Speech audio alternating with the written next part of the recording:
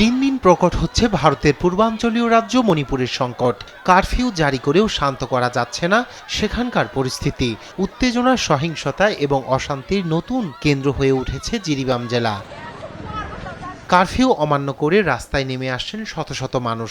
বিক্ষোভ দমনে rubber bullet, কাঁদানো gas ছুড়ছে police, কিন্তু তারপরেও শান্ত হয়নি পরিস্থিতি। উত্তেজিত জনতাকে ছত্রভঙ্গ করতে গুলিবর্ষণ করে নিরাপত্তা বাহিনী। এতে মৃত্যু হয় এক যুবকের, আহত হয়েছেন আরও একজন। এছাড়া জিরিবাম থানার পাশেই অবস্থিত বিজেপি এবং কংগ্রেসের দুটি দলীয় দপ্তরে আগুন লাগিয়ে দেওয়া হয়। এ সময় বিক্ষুব্ধ জনতা দুই দলের দপ্তরে ঢুকে চেয়ার, টেবিল এবং অন্য আসবাবপত্রে আগুন ধরিয়ে দেয়। এর আগে রাজধানী ইম্ফলেও ভাঙচুর চালানো হয়েছিল বিজেপির দপ্তরে।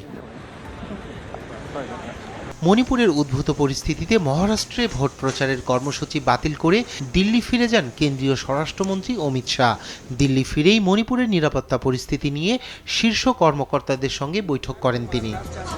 এই পরিস্থিতিতে মণিপুরের বিজেপি নেতৃত্বাধীন এনডিএ সরকারের ওপর থেকে সমর্থন প্রত্যাহার করে নিয়েছে শরিক দল ন্যাশনাল পিপলস পার্টি।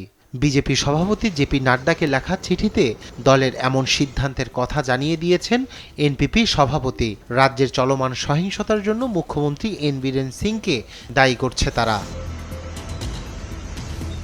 যদিও সমর্থন প্রত্যাহার করায় সরকার পতনের কোনো সম্ভাবনা নেই বলে জানিয়েছে ভারতীয় সংবাদ মাধ্যম দ্য ওয়াল। তবে এনপিপির সমর্থন প্রত্যাহারের সিদ্ধান্ত অবশ্যই বীরেন সিং সরকার ও বিজেপির জন্য অস্বস্তিকর বলে মনে করছেন বিশ্লেষকরা।